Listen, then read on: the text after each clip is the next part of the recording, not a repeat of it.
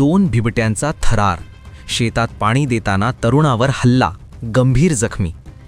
नवापूर तालुक्यातील विसरवाडीपासून सुमारे 1 किलोमीटर अंतरावर असलेल्या कन्हाळा गावात 2 बिबट्यांनी तरुणावर हल्ला केल्याची धक्कादायक घटना घडली आहे. या हल्ल्यात दानियल दिवानजी गावित हा तरुण गंभीर जखमी झाला असून परिसरात भीतीचे वातावरण निर्माण झाले आहे. मिळालेल्या माहितीनुसार दानियल गावित हा रात्री सुमारे 8 वाजेच्या सुमारास आपल्या शेतात मका पिकाला पाणी देण्यासाठी गेला होता.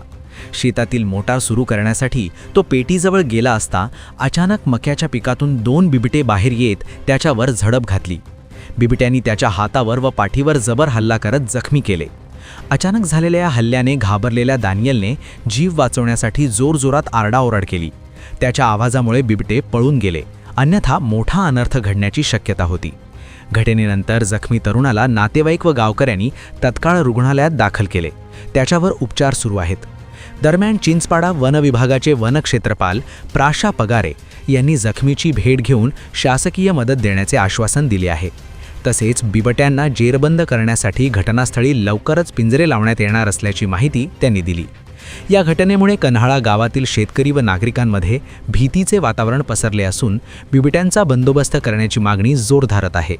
विसरवाडी पोलीस प्रशासनानेही घटनेची दखल घेत जखमीची भेट घेतली आहे. मी शेतामध्ये गेलो होतो मोटर चालू करायला.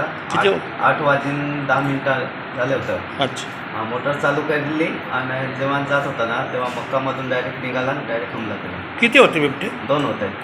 दोघांनी केला हमला का एकाने केला? एकाने. आणि कुठं पळाले ते मग तिकडे दुसऱ्या मक्कामध्ये निघून गेले. हो का? मक्के जायला सर्वकडे. कुठं डायरेक्ट नखा मारलं त्यांनी? हां डायरेक्ट